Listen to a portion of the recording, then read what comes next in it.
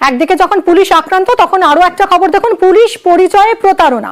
পুলিশের ঊর্ধ্বে পড়ে হুমকি তোলাবাজি চলছিল। পুলিশের পরিচয় দিয়ে মহিলাকে বিয়ের প্রতিশ্রুতির অভিযোগ, মহিলার শ্লীলতাহানি, টাকা লুটের অভিযোগ। মালদার ঘটনা, মালদার আড়াইডাঙ্গার লোকড়া গ্রামের ঘটনা। বাড়ি ঠিকানা নিয়ে তুই আপনার একটা লুঙ্গি দিব, গেঞ্জি দিব, ড্রেস কেস সব আছে। ঠিক আছে, আমি ঝামেলা ওকে ওর বাড়ি থেকে আপনি কালিয়াচক বললেন? কালিয়াচক শুনতাম না।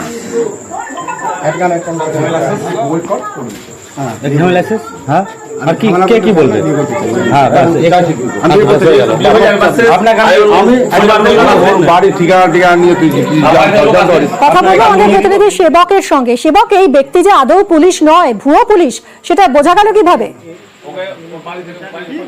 দেখুন, মাঝে মধ্যে এই ব্যক্তি আসা যাওয়া করছিলেন, কিন্তু ভুয়ো পরিচয় দিচ্ছিলেন। পুলিশের পোশাক পরিচ্ছদ দেখেও বোঝার উপায় ছিল না। কিন্তু এই যে যুবতী, যিনি অভিযোগকারী, তার সন্দেহ হয়, কারণ বারবারই টাকার দাবি করছিলেন এবং তার যে কথাবার্তা, যেভাবে 200 টাকা নেওয়ার চেষ্টা করছিলেন এবং ইতিমধ্যে কয়েক লক্ষ টাকা এই পরিবারের কাছে হাতেও নেন, তাকে কিন্তু তিনি সন্দেহ করেন যে যেভাবে পুলিশ পরিচয় দেওয়া হচ্ছে, কিন্তু বারবার টাকার দাবি করছেন এবং অল্প সময়ের মধ্যেই টাকার দরকার বলছেন। আবার যখন স্থায়ী সম্পর্কের কথা বলছেন তখনই বেঁচে বসছেন এই ভুয়ো পুলিশ অফিসার বা প্রতারক। তারপরেই কিন্তু তিনি সন্দেহ প্রকাশ করেন। এরপর পাড়া প্রতিবেশীরা যখন এই ভুয়ো পুলিশ অফিসারকে কালকে রাতে ধরে ফেলেন, তখনও তিনি ইউনিফর্মে ছিলেন। তখন জিজ্ঞাসাবাদে কিন্তু তার কথাবার্তায় কিছু অসঙ্গতি সন্দেহ হয়। তারপরে তারা পুলিশকে খবর দেন।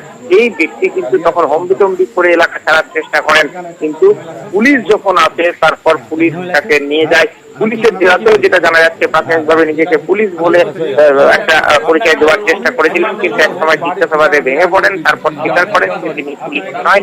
আনোয়ারুল হক নামে এই ব্যক্তি হরিশ্চন্দ্রপুরের বাসিন্দা, এমনটাই জানা যাচ্ছে। কিছুক্ষণ আগে তাকে মালদায় চাঁচল মহকুমা আদালতে তোলা হয়েছে এবং পুলিশ যেটা জানাচ্ছে, কতদিন ধরে এই ব্যক্তি এই ঘটনা ঘটাচ্ছে, কোথা থেকে পোশাক পেল, কোনো অস্ত্র ব্যবহার করতো কিনা, নানা রকম আনুষঙ্গিক প্রশ্নের উত্তর খুঁজছে পুলিশ। আর এই কারণেই তাকে হেফাজতে নিয়ে জিজ্ঞাসাবাদ করা হবে।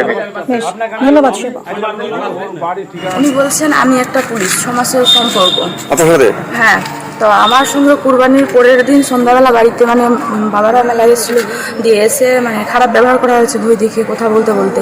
আর প্লাস অনেক 1.5 লাখ টাকা নেওয়া হয়েছে, আর ব্ল্যাকমেল করা হয়েছে, চাকু পিস্তল বন্দুক দিয়ে সব কিছু দিয়ে ব্ল্যাকমেল করা হচ্ছে। আমি চাই ওর বিরুদ্ধে কড়া থেকে কড়া শাস্তি নেওয়া হোক।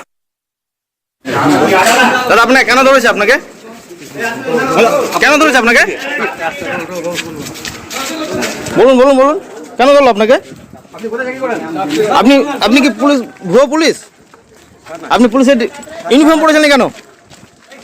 বলছি আপনার কোথায় উঠেছে দাদা? আপনি কোথায় চাকরি করেন বলবেন একটু? দাদা, আপনার বাড়ি কোথায়? দাদা, আপনি কোথায় পোস্টিং আছেন এটা বলতে পারবেন? আপনাকে কেন আটকেছে?